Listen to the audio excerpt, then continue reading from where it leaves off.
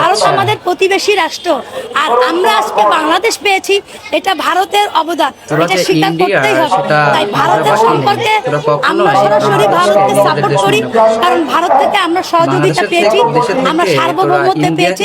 আর আমি যেহেতু একজন সনাতনী, আমার তীর্থস্থান ভারত, কারণ আমার যখন মারা যাব, আমার লাশের একটা নাভি থাকে, আমাদের অস্থি বলা হয়, ওটা আমাদের ভারতে ফেলতে হয়, ওই তীর্থস্থানে তাহলে আমাদের পূর্ণতা লাভ হয়। অর্থাৎ ওই কারণেও আমরা ভারতকে হৃদয়ে ধারণ করি, লালন করি। কিন্তু তার মানে এই নয় যে আমার বাংলাদেশের সাথে ভারতের সাপোর্ট করব, আমি সেটা বলছি না। কিন্তু আপনারা যেরকম পাকিস্তান, আমাদের অনেক বন্ধুরা আছে, ভাইরা আছে, পাকিস্তান আসলেই আমাদের ক্ষতি করেছে, আমাদের মা বোনকে ইজ্জত নষ্ট করেছে, ভাই বোনদেরকে মেরে ফেলছে।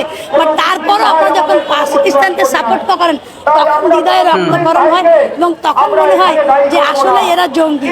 কিন্তু আমি বলতে চাই এইটাই, যে আমাদের বাংলাদেশটা হচ্ছে সকলের মধ্যে, যেখানে হিন্দু, মুসলিম, খ্রিস্টান, বৌদ্ধ সকলেই মিলেমিশে থাকতে চাই, এবং এই সম্প্রীতির দেশ বাংলাদেশেই একমাত্র আছে, যা বিশ্বের অন্য কোনো দেশে নাই। সকল দেশ ধর্ম নিয়ে এত কিছু করে না, কিন্তু আমরা ধর্ম নিয়েই সবসময় অ্যানালাইসিস করি এবং প্রত্যেকে ধর্মে যেতে ভালোবাসি এবং প্রত্যেকে ধর্মের সাথেই মিলেমিশে থাকতে ভালোবাসি।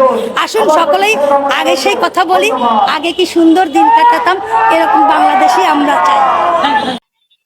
সোনামণি, বলি কি, বেশি নাচানাচি করিও না।